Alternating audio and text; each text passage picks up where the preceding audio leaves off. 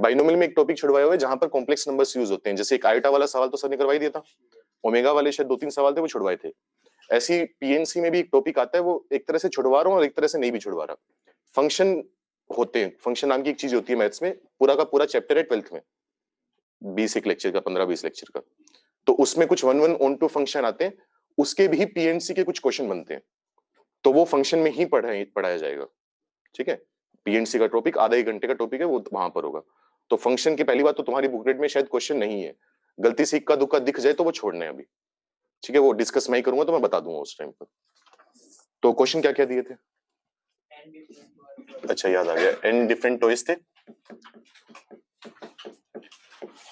N लड़कों के बीच में डिस्ट्रीब्यूट करने थे, और शायद ये था कि एग्जैक्टली एक लड़का होना चाहिए।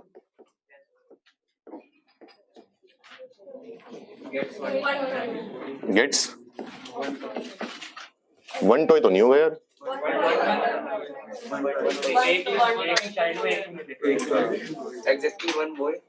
दिखा ना क्या लिखवा दिया मैंने, सवाल कुछ चेंज करवा दिया मैंने, एक्सेप्ट वन वगैरह कुछ लिखवाया हुआ है तो। And different toys have to be distributed among infinite number of ways. भाई मैंने क्वेश्चन गलत लिखवा दिया, ये तो सवाल ही घटिया, फैक्टोरियल एन आ जाएगा, और एक्चुअली इस सेंटेंस का कोई मतलब भी नहीं है, exactly one child gets one toy, इस चीज का कोई मतलब ही नहीं है, और अगर प्रॉपर मतलब निकालोगे तो सवाल मुश्किल हो जाएगा, काफी ज्यादा केसेस बनाने पड़ेंगे। थोड़ा चेंज कर लो, तो इसको कल ही डिस्कस करवाऊंगा, गलत लिख दिया मैंने। इसमें लिख लो, in how many ways n different toys can be distributed among n children such that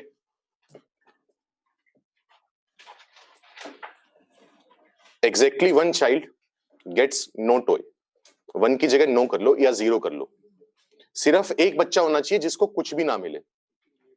ठीक है, क्वेश्चन ये कर लो, ये ये सवाल था, ऐसा तो नहीं है कि तूने गलत तो नहीं लिख रखा, मैंने गलत लिख दिया होगा क्या? हाँ क्या बोला, मैं उसकी तरफ ही देख रहा हूँ। हाँ तो बोल दिया होगा, मैं सही करवा तो रहा हूँ, क्या करूँ मैं, तो किसको कह रही हूँ वो इसके वाली बात तू कर रही है, कल वाली की अपने आप से बात करी तो दवाई की जरूरत है, मेरे से तो कह नहीं रही, किसी और से करिए तो क्लास में बातें नहीं करनी। कर लोगे कल, कर लेना, बोल ले, पहले तू बोल ले।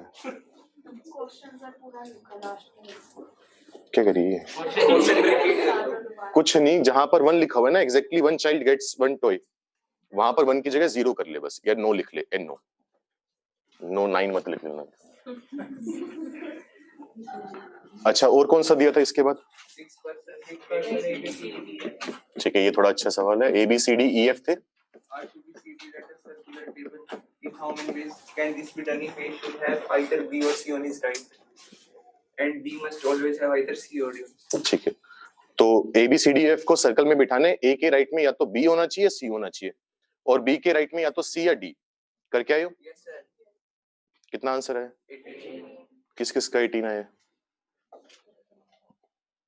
अच्छा, और कोई आंसर आया हो किसी का कुछ? 36 किसका है? और कोई आंसर आया हो? 48।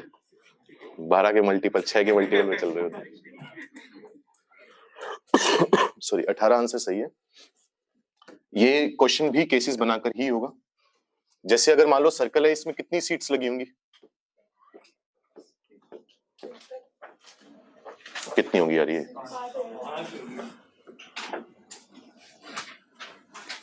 2 3 4 5 और 6 चेयर लगी होंगी। ए का फर्क पड़ता है कहां पर बिठा रहे हैं, सर्कल में सारी सीट्स आइडेंटिकल हैं, कल बार बार बोला था। अब या तो ए के राइट में बी बैठा होगा, या फिर ए के राइट में कौन बैठा होगा? सी। 1 2, दोनों अलग अलग केसेस को सोल्व कर लेंगे। अच्छा, ए के राइट में बी आ गया, ए की कंडीशन तो दोनों में पूरी कर ही दी ना। अब बी के राइट में या तो सी होगा या डी होगा, तो इस प्लेस को फिल करने के कितने वेज होंगे? 2 वेज होंगे, या तो सी या डी। तो नंबर ऑफ वेज लिखने के लिए हम लिख देंगे 2। सपोज करो सी आ गया, अब कितने लोग बचे? डी ई एफ बचे, बाकी 3 लोग कैसे बैठे हैं, कुछ भी फर्क पड़ रहा है हमें? अच्छा, अब 3 लोगों को अरेंज करने के कितने तरीके होंगे? फैक्टोरियल 2 होंगे, फैक्टोरियल 3 होंगे? फैक्टोरियल 3 होंगे, क्योंकि अगर एक भी इंसान बैठ चुके हैं तो अपने आप सारी सीट्स के हम डिस्टिंक्ट है, कोई भी सेम नहीं है, तो इनटू में आएगा फैक्टोरियल 3। ये बात समझ में आई? ठीक है, प्लस प्लस क्यों? क्योंकि अलग अलग केस है। अच्छा, ए के राइट में सी बैठ गया, ए की कंडीशन तो पूरी हो चुकी है। अब अगर ए के राइट में सी है तो बी के राइट में सी आ सकते? कैसे आ सकते? अब नहीं आ सकता ना तो अभी की बात कर रहे हैं यार, कभी और की बात करेगा तो बी और सी मर भी चुके होंगे कभी ना कभी, तो फिर अभी की बात कर रहे हैं भाई इसी केस की। इस पर्टिकुलर केस में बी के राइट में सी आ सकता है या नहीं आ सकता? नहीं हो सकता ना, क्योंकि अगर बी को कहीं पर भी बिठाओगे तो जैसे बी यहां पर आ गया तो इसके राइट में ए आएगा, पॉसिबल नहीं है। तो बी के राइट में कौन है जरूरी? डी। तो केसेस देखना क्या क्या बन सकते हैं, या तो बी यहां पर बैठा होगा फिर डी यहां पर आएगा, एक केस पॉसिबल है ये। सही कहना, राइट है ये, उल्टा हो गया क्या? हाँ उल्टा हो गया, सॉरी। तो डी या तो यहां पर बैठा हो और बी यहां, तो बी के राइट में डी आ जाएगा। या फिर और क्या पॉसिबिलिटी हो सकती है कि बी यहां पर बैठा हो और डी यहां पर बैठा हो, ये एक पॉसिबिलिटी है, बी के राइट में डी आएगा। या फिर और क्या पॉसिबिलिटी हो सकती है कि हमारे पास बी यहां पर बैठा हो और डी यहां पर। समझ में आ रहा है ना? सेम कलर वाले, या तो बी डी, या येलो वाला, या ब्लू वाला। इसके अलावा कोई तरीका है? नहीं है। तो सेट करने के बी और डी को इकट्ठे सेट करने के कितने तरीके हुए? 3 तरीके हुए।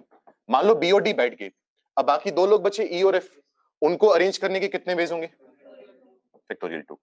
तो 6 इंटू 2 12 आएगा, प्लस 6 कितना आ गया? 18। ये आंसर है। समझ में आया? कोई दिक्कत है पूछ लो, नोट करो। फिर एक क्वेश्चन और लिख लो होमवर्क, फिर अगला टॉपिक पढ़ेंगे। तो आसान है सर्कुलर परम्यूटेशन।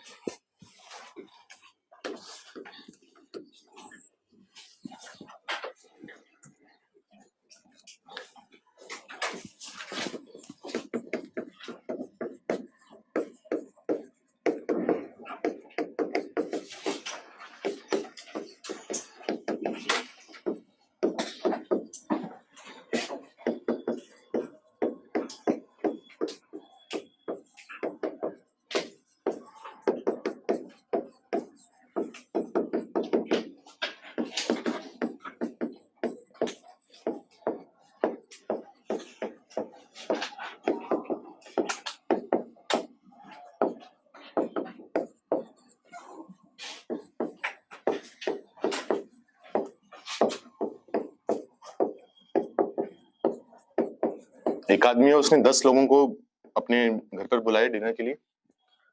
अब उनके बैठने के तरीके के हैं, हर पार्ट का अलग अलग सोल्व करना होगा। पहले पार्ट में 2 राउंड टेबल हैं, दोनों राउंड टेबल डिस्टिंक्ट हैं। एक पर 5 लोग बैठेंगे, दूसरे पर 5 लोग बैठेंगे। और दूसरी बार क्या है लिखा हुआ है? 4 on 1 राउंड टेबल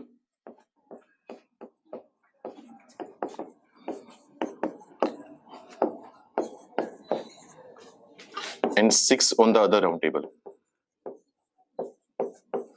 और सेकंड पार्ट में एक टेबल पर 4 लोग, दूसरे टेबल पर 6 लोग।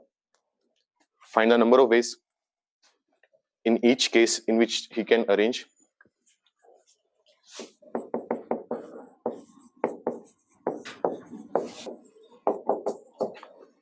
जो उसके फ्रेंड्स हैं, जो उसके गेस्ट हैं, उनको अरेंज करने के कितने वेज आएंगे। अलग अलग पार्ट का अलग अलग आंसर आएगा। वो सोचा किसी ने? स्ट्रीट वाला सोचा? सोचा है ढूंढा? पहले तो ये बता। सोचा। अच्छा, क्या सोचा बता। मतलब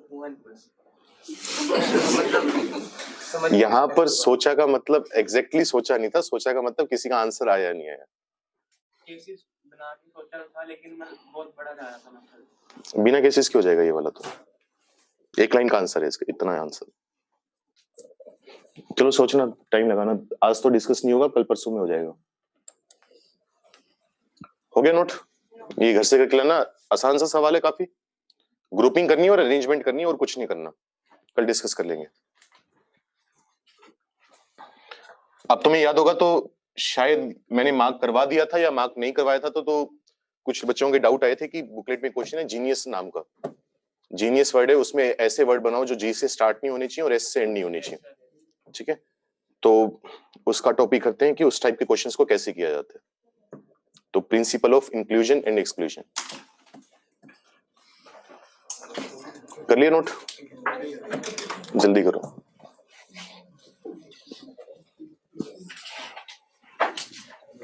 उस टाइम पे वो केसेस से ही कर लिया था। हाँ, मैंने उस टाइम भी बोला था, शायद क्लास में बोला था कि कॉमन सेंस से भी हो जाएगा वो, ऐसी कोई खास दिक्कत नहीं है, लेकिन उस टाइप के क्वेश्चंस को एक डेफिनेट कैटेगरी में डालते हैं तो उसमें डालकर ही कर लेंगे solve.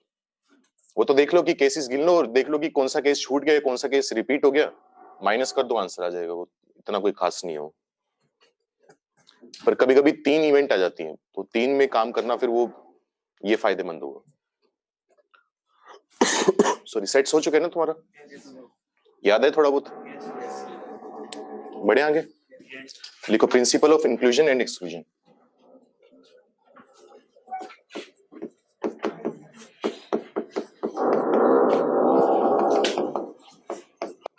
Principle of inclusion and exclusion, इसमें हम थोड़ी सेट्स की मदद लेते हैं।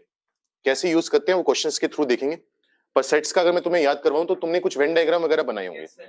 जैसे अगर हल्का हल्का याद हो तो वेन डायग्राम, या पूरा याद हो तो, जैसे मान लो तुम्हारे पास 2 इवेंट्स हैं, 2 सेट है, इसको ए सेट बोलते थे, इसको क्या बोलते थे? B set. ये वाला पार्ट क्या होता था? Intersection common part. याद है सारी बातें? ये बाहर जो डब्बा बनाया हुआ है ये क्या था? Universal set. तो इससे तुम्हें याद होगा कि अगर एन ए यूनियन बी हमें निकालना हो तो इसका फॉर्मूला आता था n A plus n B, minus में होता था। याद है ये बात? तो ये फॉर्मूला बार बार यूज करेंगे बस अपने, ठीक है? सिंपल सी चीज है। कैसे यूज करेंगे वो देखते हैं, एक बार लिख लो ताकि नोट्स बन जाए बस प्रॉपर। फिर अगर तुम्हें याद हो तो सॉरी, डी मोर्गन्स लॉ हुआ होगा तुम्हारा। डी मोर्गन्स लॉ क्या कहता था कि अगर तुम्हें ए यूनियन बी का कॉम्प्लीमेंट, अब कैसे लिखते थे? मैं वैसे लिख देता हूँ सर, डैश लिखते थे, बार लगाते थे। सी तो मैं कतई नहीं लिखूंगा, डैश लगाते थे, डैश लगा लो। ए यूनियन बी का कॉम्प्लीमेंट क्या होता था? A complement intersection B complement. याद है कि सबका कॉम्प्लीमेंट ले लो, अगर बीच में यूनियन है तो इंटरसेक्शन लगा दो, इंटरसेक्शन हो तो यूनियन, उल्टा हो जाता था। तो वही फॉर्मूला यहां पर लगा रहे हैं। कभी भी अगर तुम्हें ये निकालना पड़ जाए n A complement intersection B complement, तो इस चीज को तुम सोच के देखो, ये लिख सकते हो एन ए यूनियन बी का कॉम्प्लीमेंट। अगर कॉम्प्लीमेंट में नंबर ऑफ एलिमेंट्स निकालने हो तो क्या करते हैं? यूनिवर्सल सेट में से टोटल एलिमेंट्स में से ए यूनियन बी वाला माइनस कर देंगे। जैसे अगर मैं तुमसे बोलूं कि एन ए कॉम्प्लीमेंट कितना आएगा, ए कॉम्प्लीमेंट में कितने एलिमेंट्स होंगे? यूनिवर्सल में से ए वाले माइनस कर दो, आंसर आ जाएगा। क्योंकि टोटल में से अगर ए वाले माइनस कर दिए तो कौन से बचेंगे? जो ए में नहीं आ रहे, और ए में नहीं आ रहे तो किस में आ रहे होंगे? एक्सप्लेन करने की जरूरत है या आता है? ये तो बात हुई 2 की।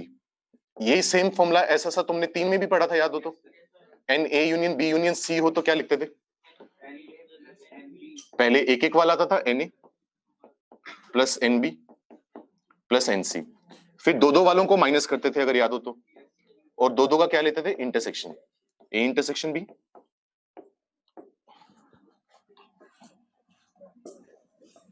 बी इंटरसेक्शन सी, और ए इंटरसेक्शन सी। ये थोड़ा ध्यान से समझ लेना, वैसे तो बहुत सिंपल सी चीज है और आती है तुम्हें, लेकिन थोड़ा क्वेश्चन में अप्लाई करना सीख लेना, और 12th में जब आओगे तो प्रोबेबिलिटी में भी थोड़ी हेल्प करेगा ये, क्योंकि जहां जहां एन है वहां वहां पी लिख लेंगे बस, पी का मतलब प्रोबेबिलिटी। प्लस में क्या आता था?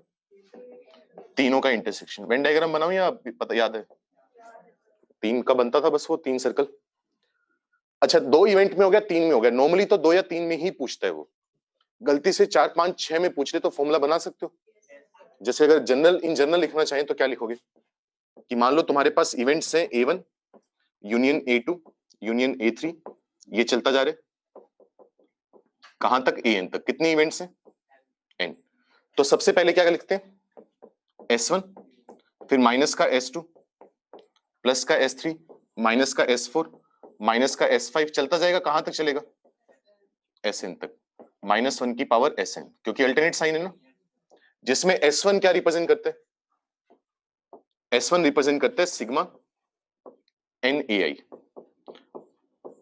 S का मतलब सम होता है, 1 का मतलब एक टाइम पर एक सेट लेने, तो Na plus NB plus NC plus ND जितनी बार भी आएगा, S2 का मतलब क्या होगा? S का मतलब सम है और 2 का मतलब एक टाइम पर तुम्हें दो सेट लेने हैं, AI और AJ, दोनों का आपस में क्या ले लोगे?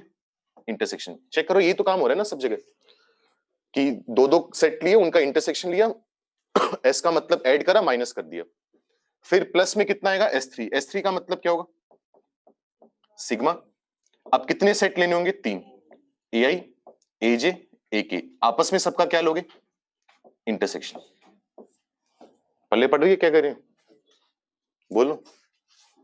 वैसे तो पूछता नहीं, लेकिन अगर कभी पूछ ले तो S4 का मतलब ऐसे क्या होगा?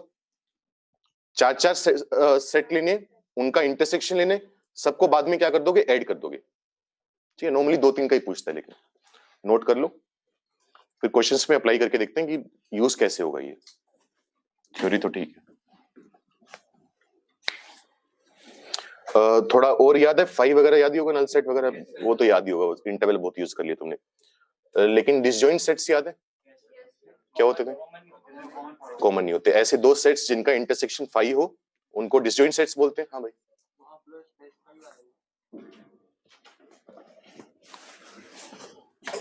ये ले भाई। तो डिसजॉइंट सेट्स कौन से होते हैं? जिनका इंटरसेक्शन 5 हो, जिनमें कोई भी कॉमन एलिमेंट ना हो। आज शायद यूज नहीं आएगा, लेकिन बाद में काम आएगा, तो याद दिला रहा हूं बस।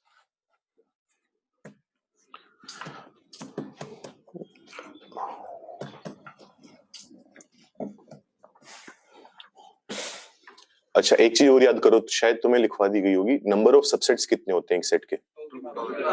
कहां से आया वो फॉर्मूला? ऑब्वियसली कहां से आएगा? उस टाइम तो कतई कुछ नहीं आता होता, निकम्मे होते हो 10th से जब आते हो। उस टाइम तो अगर सर बता भी देते तो बाल नोच चुके होते तुम लोग सारे अपने। लेकिन कहां से आएगा? PNC से आता है वो। तो अब बात करेंगे उसके बारे में, इस टॉपिक में नहीं, अगले टॉपिक में, लेकिन यहां से निकाली जाती है वो चीजें। नंबर ऑफ पावर सबसेट्स देखा होगा, तो सब कुछ वो PNC से ही आता है। -1 की पावर गलत लिख दिया क्या मैंने? सही कह रहे हो, चेंज कर लो भाई, गलत है।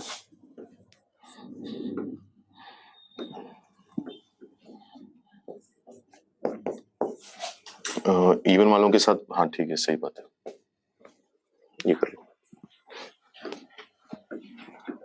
प्लस माइनस चलता जाएगा, वो डिपेंड करेगा n इवन है या ओड है, उसके हिसाब से या तो प्लस का या माइनस का।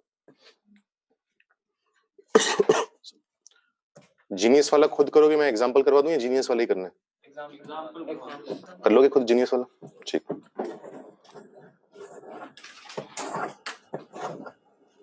हो गया नोट? क्वेश्चन लिखो।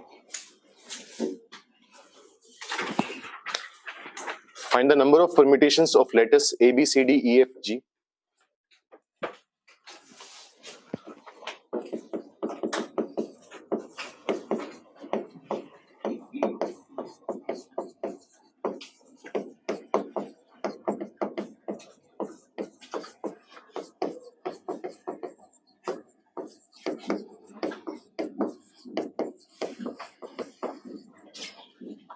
Taken all at a time.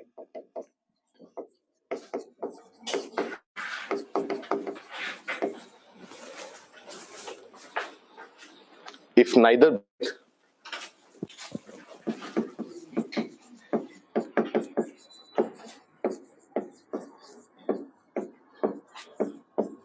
nor CAD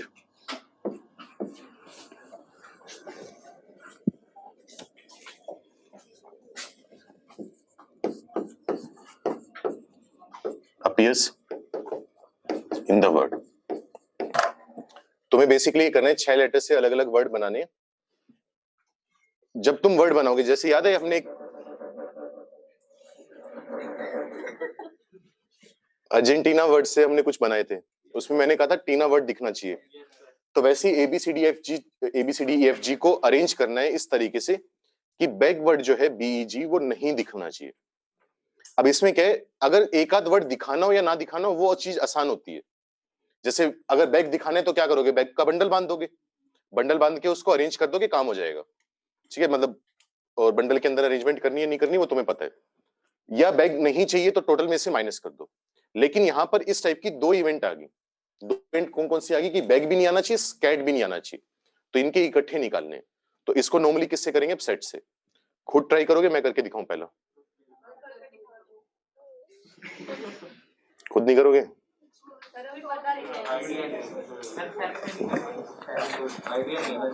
क्या नहीं कर पाएंगे? क्या चीज?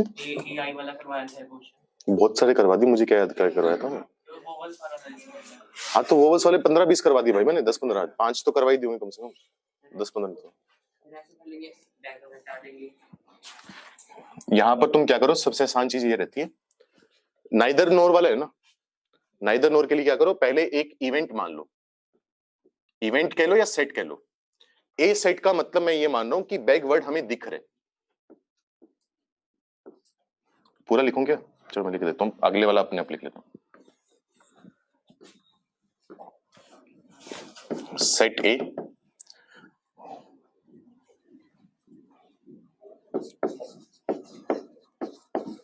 the words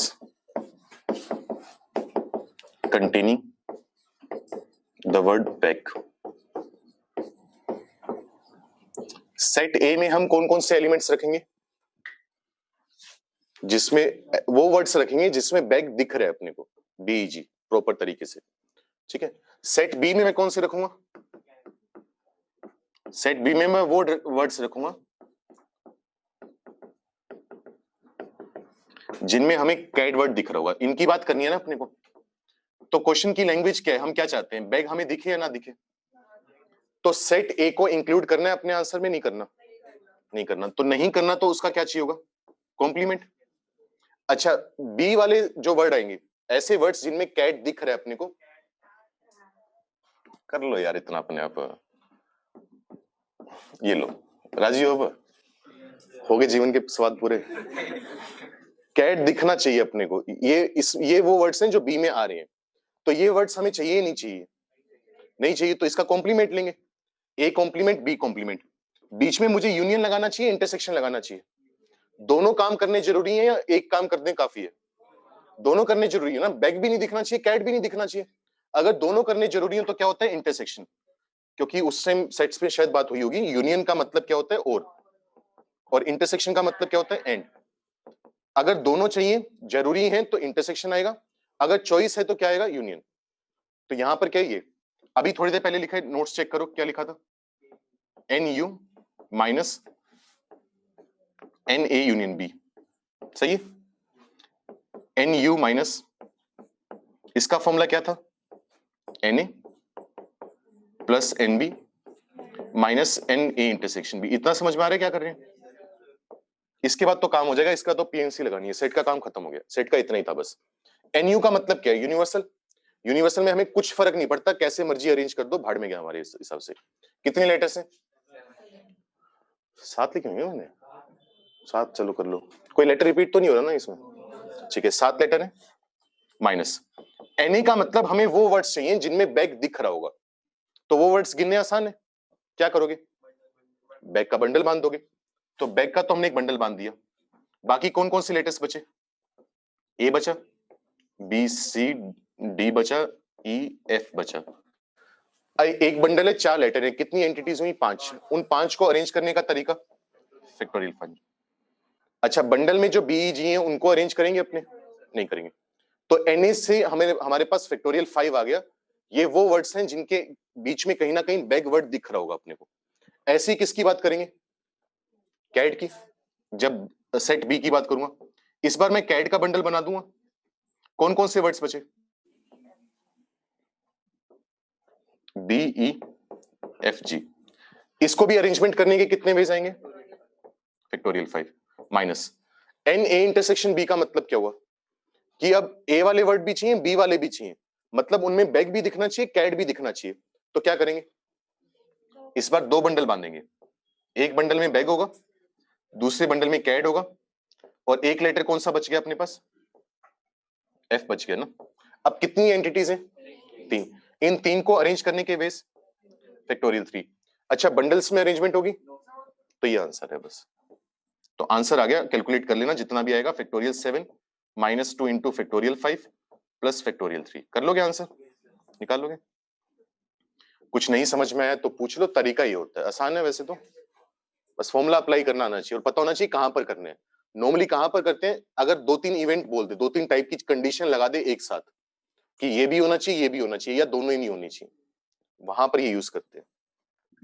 तो जीनियस वाले में क्या था, पहले G neither the word starts with G, no S, तो जी से स्टार्ट नहीं होना चाहिए, एस से एंड नहीं होना चाहिए। तो ए सेट में कौन से वर्ड डाल दोगे, जो जी से स्टार्ट हो रहे हैं। बी में कौन से डाल दोगे, जो एस से एंड हो रहे हैं। क्या चाहिए होगा, ना तो ए चाहिए ना बी चाहिए, तो दोनों के कॉम्प्लीमेंट का इंटरसेक्शन, सेम प्रोसेस लगाओगे, थोड़ा थोड़ा बदलाव आएगा, आसानी से आंसर आ जाएगा। कर लिया नोट, सवाल लिखो अगला। Find the number of n digit numbers.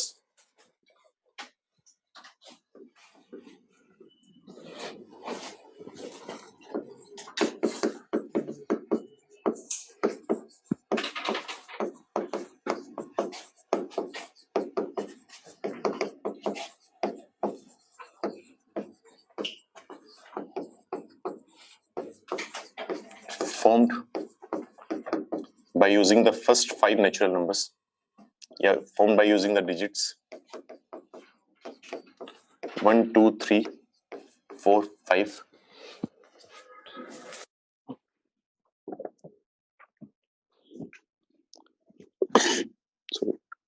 Such that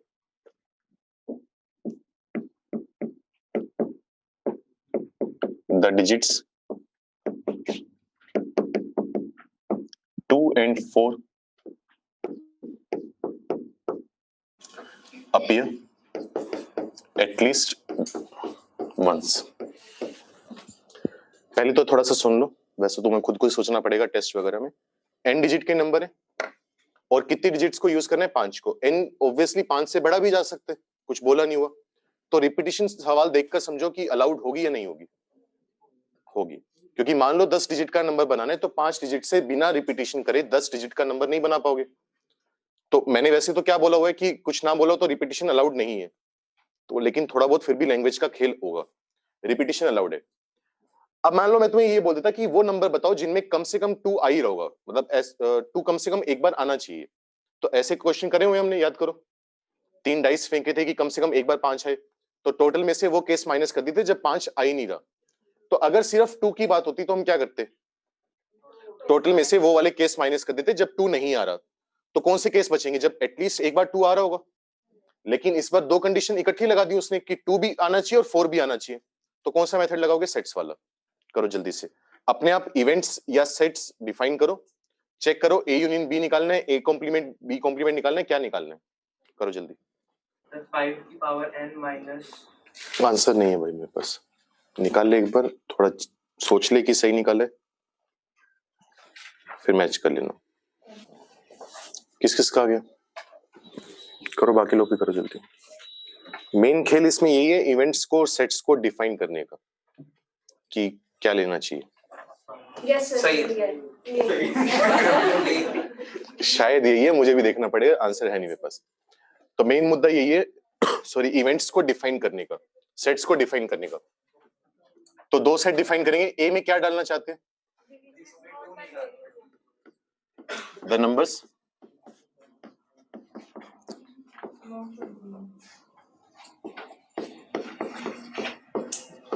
which do not contain 2, ऐसे नंबर जो जिसमें 2 आ ही नहीं था।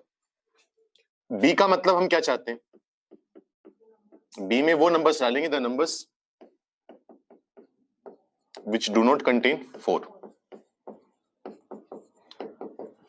ये तो हमने अपनी तरफ से डिफाइन कर दी क्योंकि इनको निकालना हमारे लिए थोड़ा कंपैरेटिवली आसान है।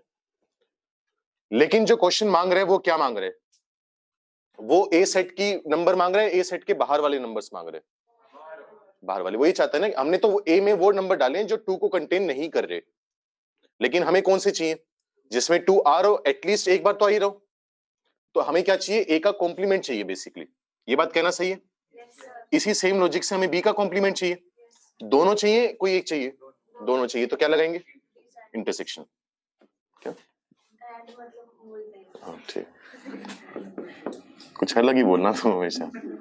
क्या बनेगा, एन ए यूनियन बी का कॉम्प्लीमेंट क्या आ जाएगा, NU minus NA plus NB minus NA intersection B। Arrangement sorry repetition तो हो ही रहे। Yes, sir. NU का जब मैं मतलब निकालूंगा मुझे कोई फर्क नहीं पड़ता कौन डिजिट यूज हो रही है कौन सी नहीं हो रही।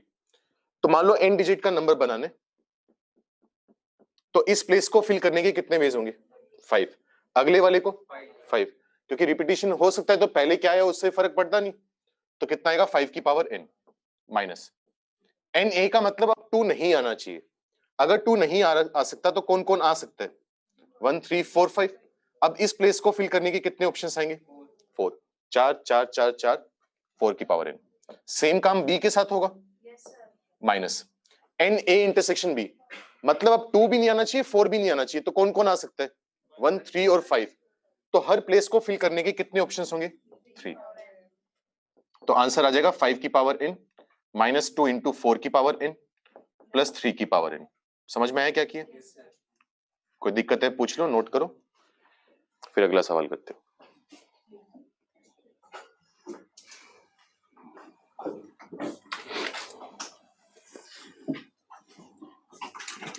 अच्छा एक तो मैं भूल ही गया यार, फ्राइडे को मैंने कुछ बोला था नोट्स। अच्छा नहीं तुमने, अच्छा केपीवाई के लिए मना कर दिया था तुम लोगों ने। कुछ नहीं, मेरे कुछ याद आया था, मैं अभी पेलने वाला था मैं 2-4 वैसे धक्के से चपेट में आ जाते तुम लोग।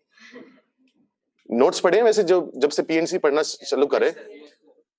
नहीं, एक तो होता है कि रोज नोट्स पढ़ रहे हो, पुराने नोट्स पढ़ रहे हो जो पिछले 10 लेक्चर में हुए? Yes, sir. Sir, 3 दिन बाद. बुकलेट करते हो पढ़ लिया करो, जो टॉपिक के क्वेश्चन है ना, जैसे सर्कुलर परम्यूटेशन का सवाल आया तो उस टाइम टॉपिक पढ़ लिया करो एक बार, क्योंकि इतने तेज तुम भी नहीं हो, कोई भी नहीं होता कि एक बार में चीजें याद रह जाए। नया चैप्टर चल रहा है, पूरे चैप्टर में हमने वही कहा है जो मैंने शुरू में कहा था पहले दिन, फैक्टोरियल और एनसीआर के अलावा कुछ नहीं आया पूरे चैप्टर में। तो वही चल रहा है, लेकिन कहां पर क्या लिखना है क्या डिवाइड करना है वो चीजें याद रह जाएंगी जब 3-3 4-4 बार पढ़ोगे तो।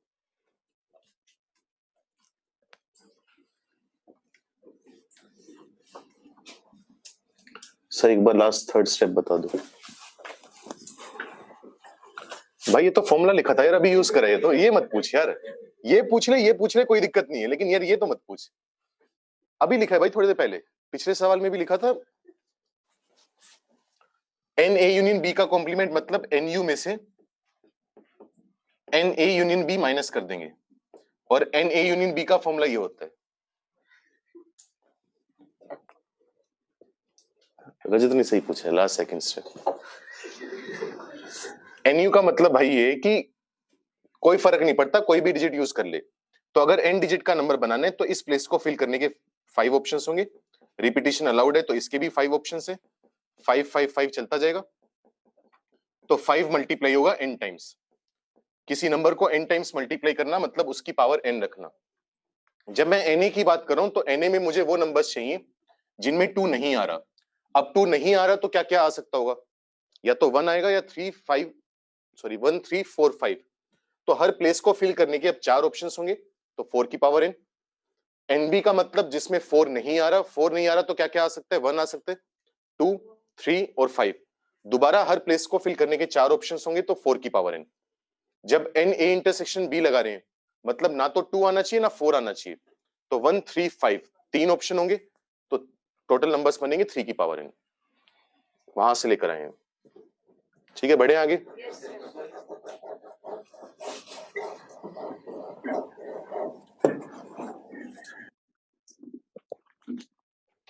होमवर्क करोगे इसका भी? कितने अभी तक? एक ही दिए ना या 2 दे दिए? 2 हो गए, एक तो अधूरा था जो गलत था। कर लाना, कोई बात नहीं, अब तो थर्सडे को होगा डिस्कस, तो कल तो कोई होमवर्क मिलने वाला है ही नहीं तुम्हें। पीएनसी की बुकलेट कर लेना ढंग से। Find the number of positive integers from 1 to 1000। Actually ये क्वेश्चन पीएनसी का है ही नहीं, ये सेट्स का ही सवाल है वैसे, पर लिख लो।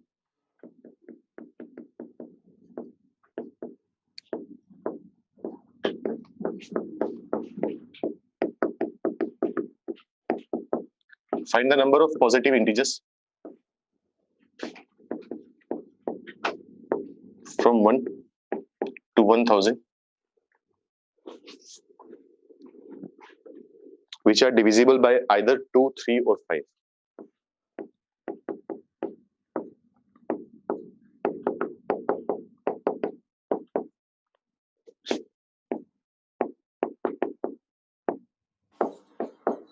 या तो 2 से डिविजिबल हो, या 3 से हो, या 5 से हो। तो ऐसा जरूरी नहीं है कि जैसे 6 आएगा इसमें, ये बताओ आएगा 6 2 से 3 से डिवाइड हो रहे, 30 आएगा 30, क्योंकि वो तीनों से डिवाइड हो रहे तो सारे आएंगे। सॉरी, तो वो नंबर्स कैलकुलेट करने हैं कितने होंगे जो या तो 2 3 या 5 से डिवाइड हो, या किसी 2 से हो, या किसी 3 से हो। तो इसमें 3 इवेंट का काम होगा, तो कौन सा फॉर्मूला लगेगा? A union B union C वाला। कर लोगे? तो तीसरा सवाल ये है, होमवर्क परसों डिस्कस करेंगे। अब नेक्स्ट टॉपिक लिखो, टोटल नंबर ऑफ कॉम्बिनेशंस।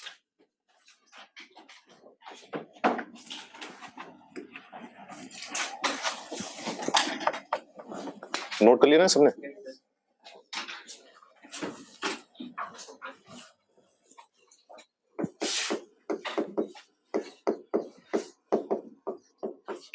और कॉम्बिनेशन वर्ड का मतलब क्या होता है वैसे?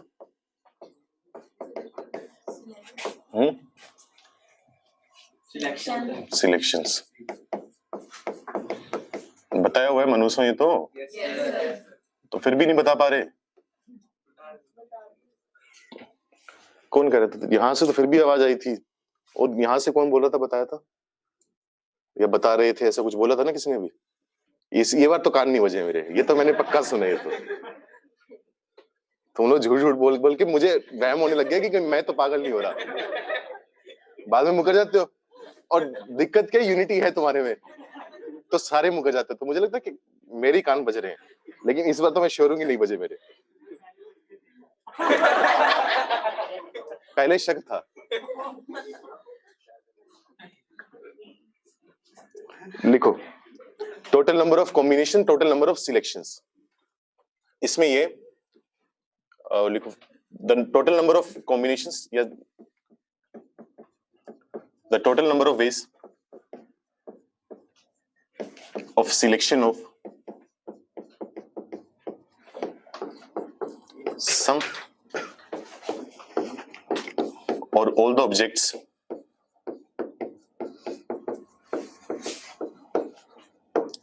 from n distinct objects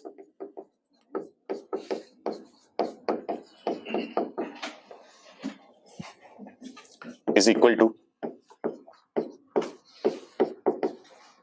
2 raised to the power n minus 1।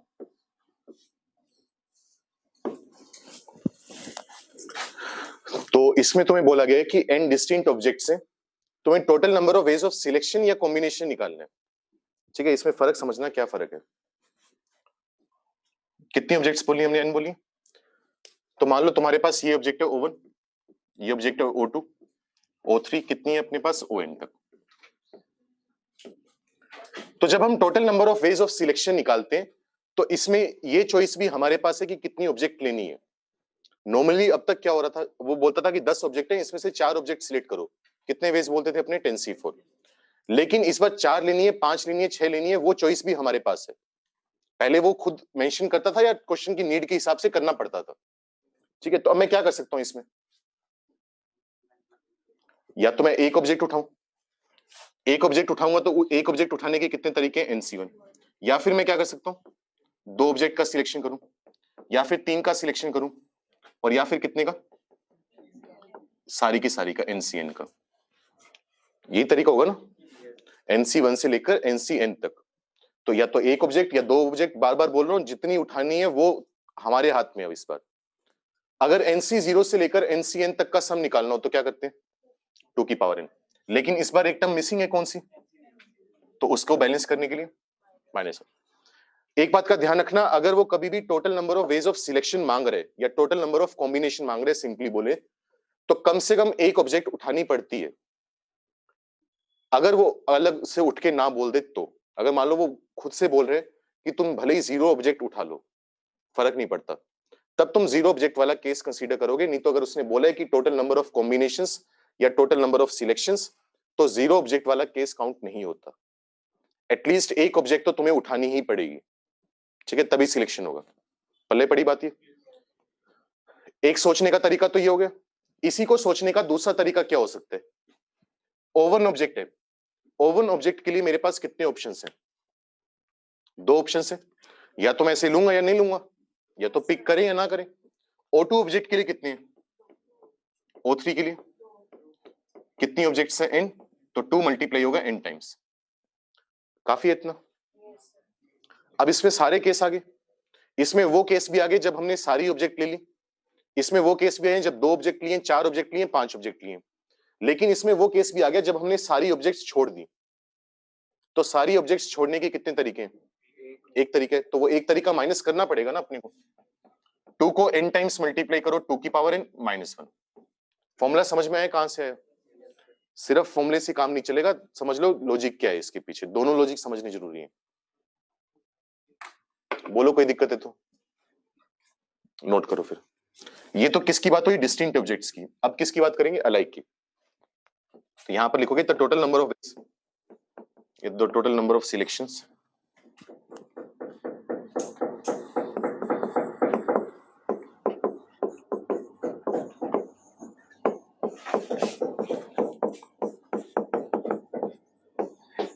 of sum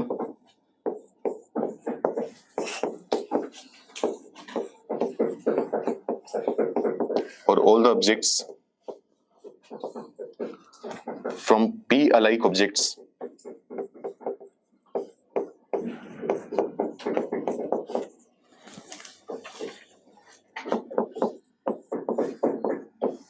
is equal to P। अगर P अलाइक ऑब्जेक्ट्स में से सिलेक्शन करना हो तो कितना आएगा? P आएगा। सोचो एक मिनट कैसे आ रहा होगा P? क्यों आ रहा होगा? सर क्योंकि अलाइक को भी हम वन ही मानते हैं और पी भी वन ही मानते हैं। अगर हम क्या कौन सी गणित पढ़ा रहे तो ये दोबारा बोल। सर देखो हम 2 को 4 बार सिलेक्ट कर लें तो उसे भी वन मानेंगे और टोटल भी हम उसे वन ही मानेंगे। P को 1 मान लेंगे, हम पी ऑब्जेक्ट है, पी के अंदर मान लो 2 आ रहा है, 2 पी टाइम आएगा तो उसे भी हम वन ही मानेंगे। तो बात हो सकता है तो सही बोल रहा, मैं गलत बोल नहीं रहा, क्योंकि मुझे समझ नहीं आ रही तू बोलना क्या चाह रहे। जैसे मान ले तेरे पास 10 ए पड़े हैं, मैंने कहा अगर 10 ए पड़े हैं आइडेंटिकल हैं, 10 टाइम्स ए पड़े, तो उसमें से टोटल नंबर ऑफ सिलेक्शंस के वे 10 होंगे, जितने ए हैं उतने ही वेज होंगे। अब बता क्या कहना चाहता है? नहीं कुछ नहीं। जैसे P अलग-अलग ऑब्जेक्ट है, तो हम जैसे पहले एक सेट P अलग नहीं है, P अलाइक है। मतलब कहने का मतलब P ऑब्जेक्ट है। हाँ जैसे हम एक उठाते हैं तो उसका एक भी आया, फिर अगला उठाया उसका एक भी। सही है। तो इसमें क्या है, जैसे मान लो तुम्हारे पास P अलाइक ऑब्जेक्ट्स पड़ी हैं, सपोज करो ए पड़ी हैं, मैं एग्जांपल के तौर पर ले रहा हूँ, 5 ए पड़ी हैं, 1 2 3 4 5। अब इसमें नॉर्मली बच्चा कंफ्यूज इस तरीके से हो जाता है कि पिछला हमने कहीं गलत तो नहीं पढ़ा। पिछले मैंने जब लिखवाया था तब मैंने ये लिखवाया था कि अगर n में अलाइक ऑब्जेक्ट्स में से r ऑब्जेक्ट का सिलेक्शन करना हो तो एक तरीका है, लेकिन उसमें जितनी ऑब्जेक्ट्स का सिलेक्शन करना है वो पहले से फिक्स्ड होता था।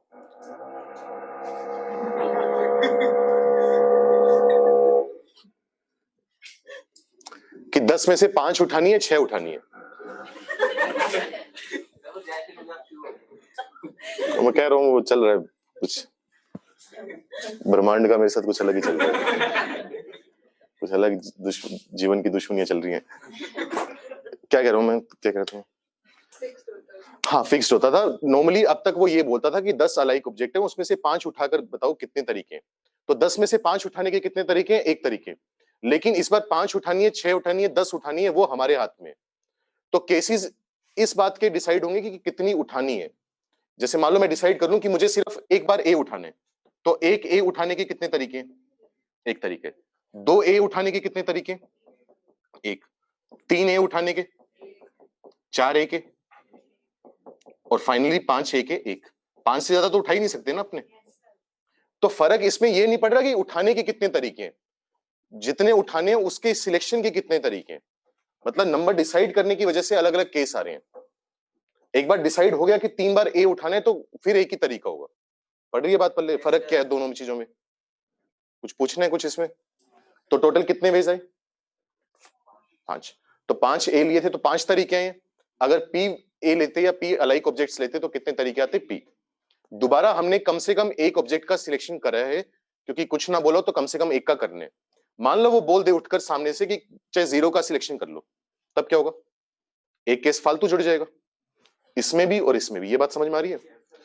हमने एटलीस्ट वन ऑब्जेक्ट का सिलेक्शन करा है। अगर वो बोल दे कि 0 ऑब्जेक्ट का सिलेक्शन भी अलाउड है तो इसमें भी +1 कर दोगे, इसमें भी +1 कर दोगे, लेकिन वो काम तभी करोगे जब वो खुद से बोले, अपने आप नहीं करना। लिख लो इस बात को।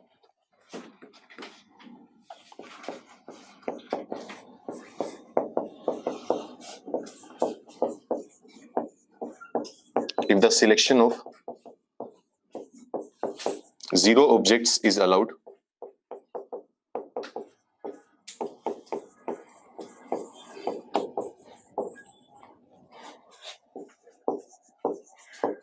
then add 1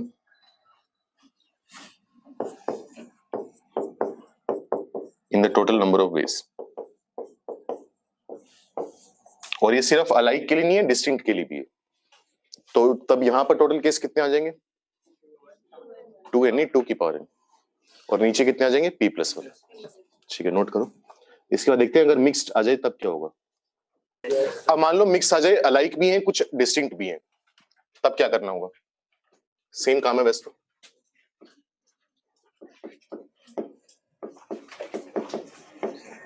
एक भाई जो पेन जो स्प्रिंग वाला है वो कौन है? कोई भी है, कोई दिक्कत नहीं, लेकिन थोड़ी देर के लिए रुक जा, अगली क्लास में कर लियो, ब्रेक में कर लियो बीच में। The total number of ways of selection of some or all the objects out of p alike objects of one kind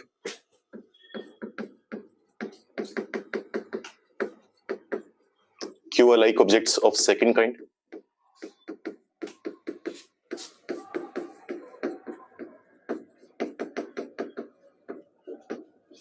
r alike objects of third kind। मैं 3 टाइप की लिख रहा हूं, आने को 10 टाइप की भी आ सकती हैं, 2 टाइप की भी है। And n distinct objects।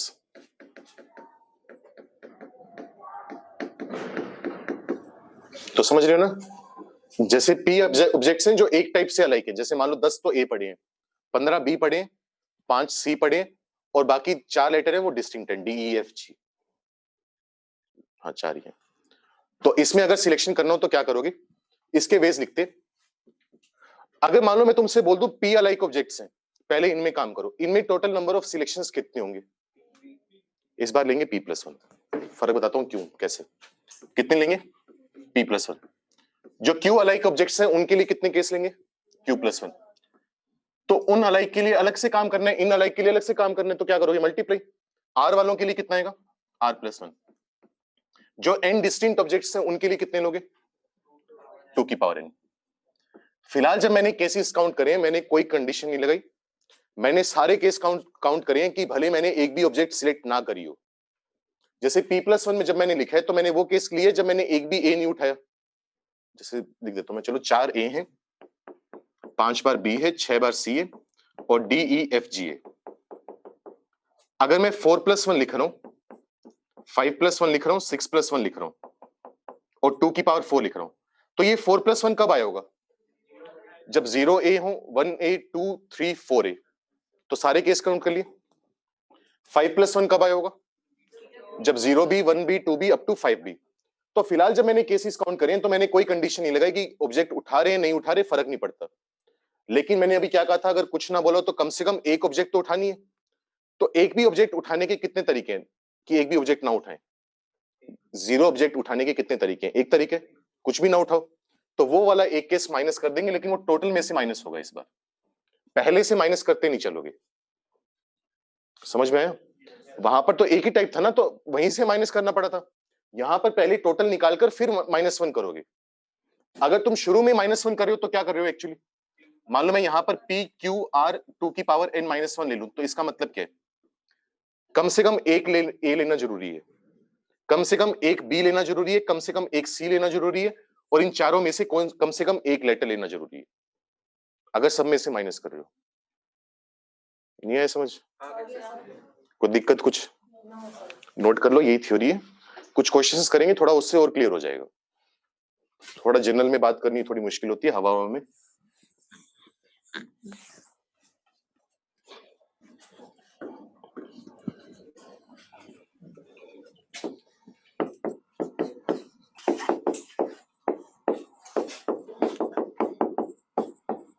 काफी सारे पार्ट करवाऊंगा, एक नहीं करवा दूंगा, फुली उसी से सारे क्लियर हो जाएंगे।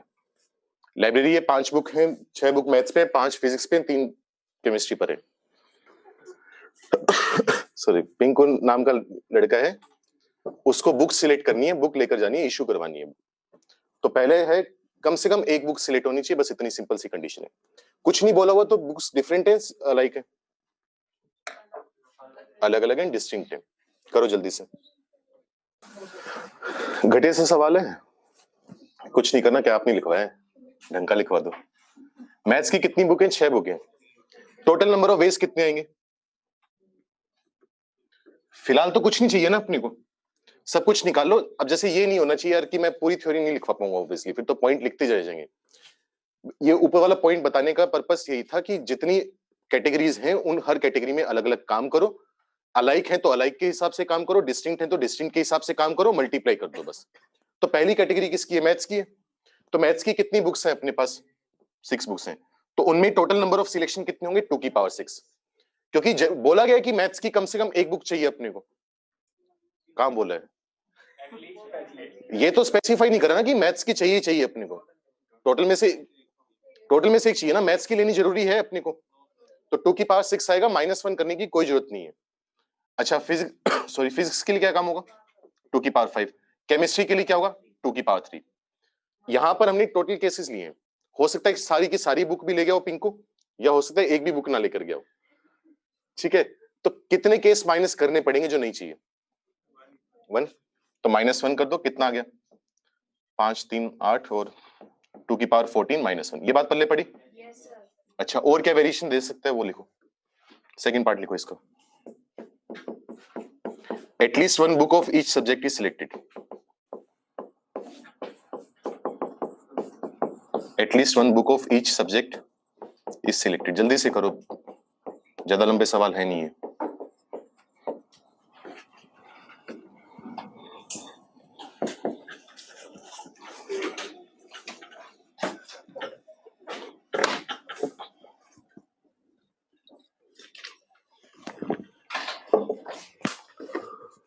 हो गया?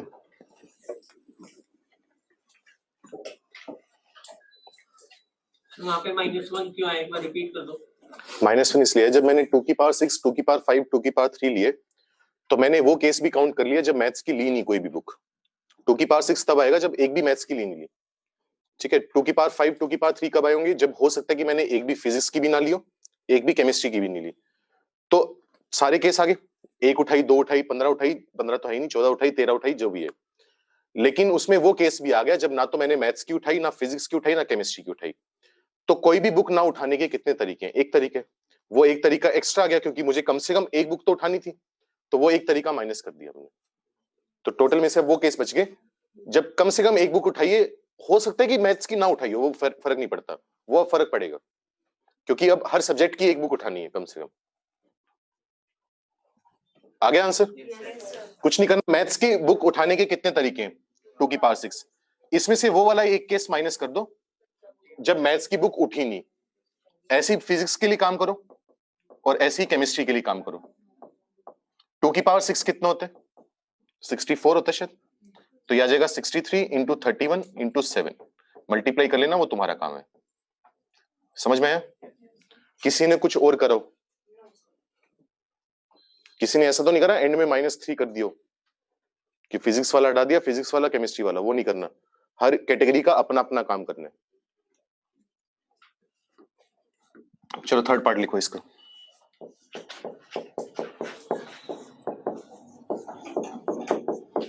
Exactly 2 books of each subject are selected.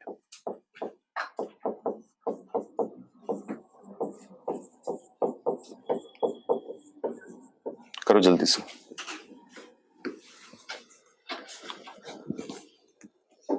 Multiply इसलिए करेंगे क्योंकि हर कैटेगरी के लिए काम करना जरूरी है। मैथ्स के लिए भी करना जरूरी है, फिजिक्स के लिए भी, केमिस्ट्री के लिए भी।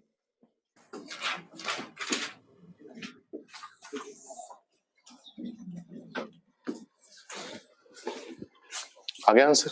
Yes sir. हर सब्जेक्ट की कितनी चाहिए अपने को? 2 चाहिए। मैथ्स की हैं कितनी? 6 में से कोई भी 2 उठाओ। फिजिक्स की 5 है, 5 में से कोई भी 2 उठा लो। केमिस्ट्री की 3 है, 3 में से कोई भी 2 उठा लो। ये तो हम पहले लेक्चर से करते आ रहे हैं, लगभग पहले दूसरे से, तो ये इस टॉपिक का था भी नहीं एक्चुअली, लेकिन फर्क पता होना चाहिए कि चल क्या रहे। अब यहां पर उसने स्पेसिफाई कर दिया कि 2 ही उठानी है, ना 2 से कम ना 2 से ज्यादा, तो एनसीआर वाली चीजें लगनी चालू हो जाएंगी। ऊपर क्या था, दोनों में स्पेसिफाइड नहीं था कितनी उठानी है, हमारे हाथ में था, तो वो 2 की पावर में खेल हुआ। ठीक है, नेक्स्ट लिखो। अब वेरिएशन बेसिकली तो यही है, बाकी जो मर्जी करता रहे फिर वो। जैसे मान लो तुमसे बोल दीजिए at least 2 books of maths must be selected. Maths की कम से कम 2 तो चाहिए।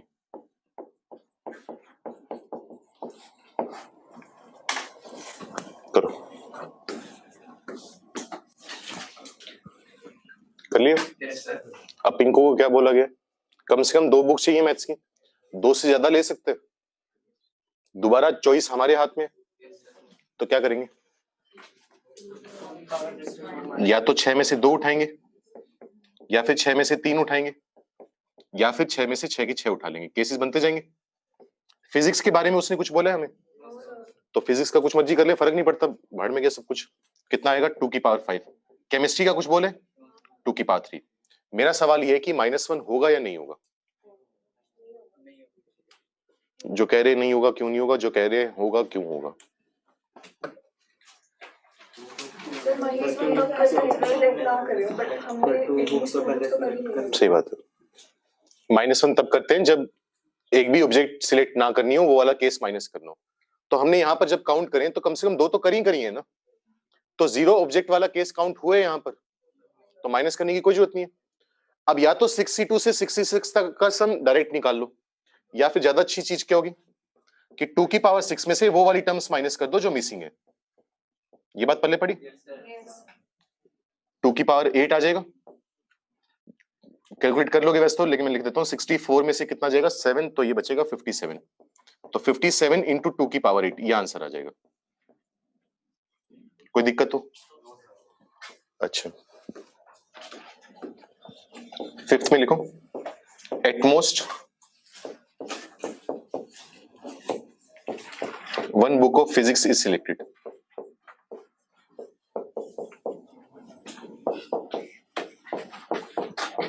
ज्यादा से ज्यादा 1 बुक सिलेक्ट होनी चाहिए।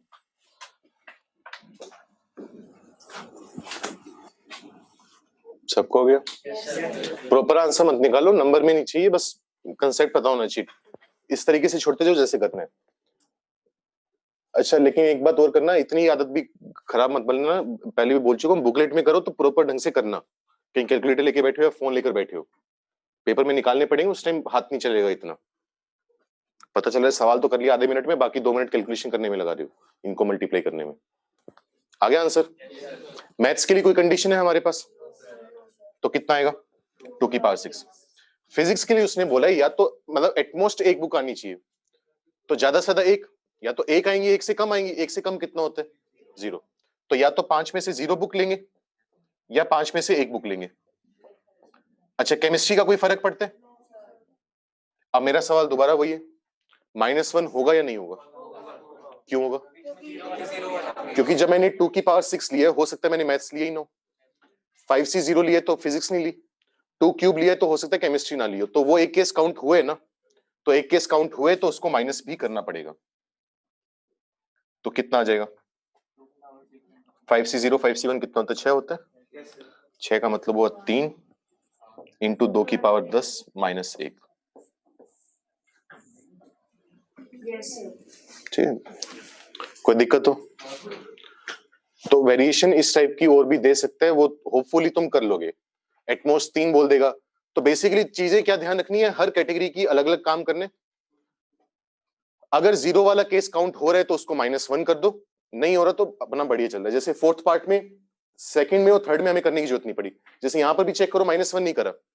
क्यों नहीं करा? क्योंकि हर सब्जेक्ट की एक एक बुक उठाई है, तो मिनिमम 3 बुक तो आई है, तो जीरो बुक वाला केस कंसिडर ही नहीं हुआ, तो माइनस करने की जरूरत नहीं है। तो वो एक चीज ध्यान देनी होगी, और हर कैटेगरी का अपना अपना अलग अलग काम। तो आज हमने डिस्टिंक्ट का कर लिया, अलाइक का हम नेक्स्ट क्लास में करेंगे। क्लास छोड़कर जाना नहीं है, अभी 2-3 क्वेश्चन और दे रहा हूं होमवर्क के लिए, ठीक है? फिर भग जाना। आंखों से रोशनी चलेगी कि जैसे एक चमक होती है ना, जो एक उम्मीद थी कि बस अभी नहीं लिखने गया, कर लेना, 2 दिन का टाइम है।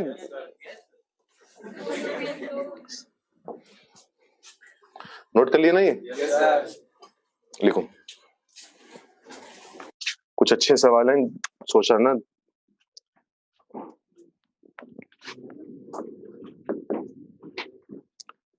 Find the number of subsets. Find the number of ways, sorry.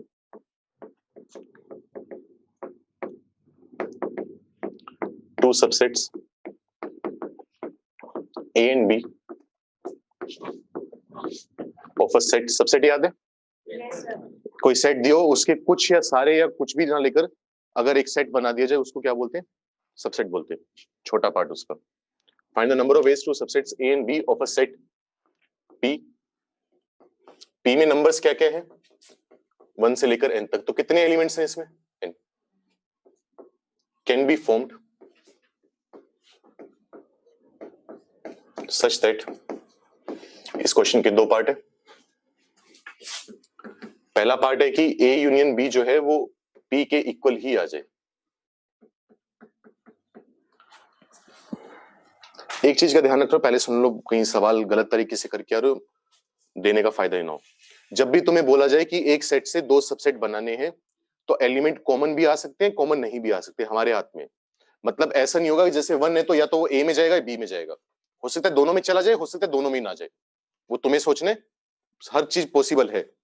तो A और B 2 सबसेट इस तरीके से बनाने हैं कि उनका यूनियन P के इक्वल है, और P के ओरिजिनल सेट है जिससे हम सबसेट बना रहे हैं, ठीक है? कितने तरीके से कर सकते हैं। दूसरा क्या है कि इन दोनों का जो इंटरसेक्शन है वो फाई है, दैट इज, और इसको बोलते क्या है? A and B are disjoint sets. ऐसे क्वेश्चन शायद तुमने बुकलेट में देखे होंगे, IIT ने पूछा हुआ एक बार, और एक लिख लो A intersection B equal to 1 2 3। पहला क्वेश्चन तो ये है।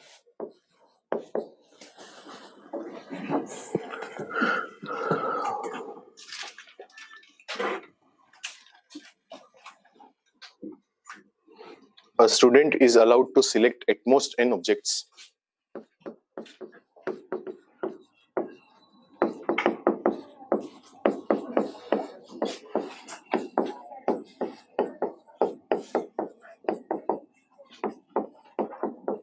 at most n books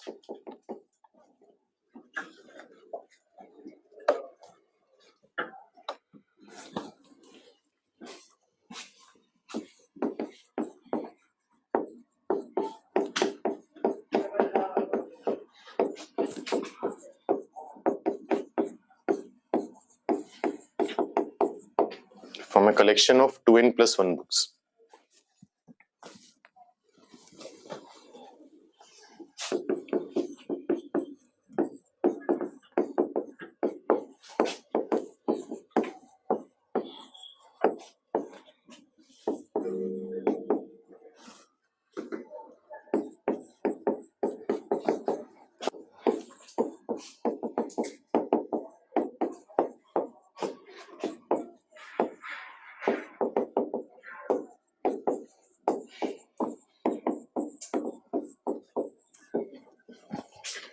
दो ही हैं, दो ही हो गए, पहले कितने हैं? 3 है, दो ही थे या 3? वो एक भी बना लिया। टोटल 5 हो गए एक तरह से, सब कुछ मिला मिलू के। ढंग से ट्राई करके आना, बेस्ट तो बुकलेट भी ट्राई करनी है, लेकिन परसों आकर ये मत बोल देना कि बुकलेट ट्राई करे थे इस वजह से ये वाले नहीं करे। ढंग से ट्राई कर लेना, 10-15 मिनट काफी है। और वो वाला भी सोचा ना, जो ग्रिड वाला था, वो हो सकता है फ्राइडे थर्सडे को टॉपिक हो जाए।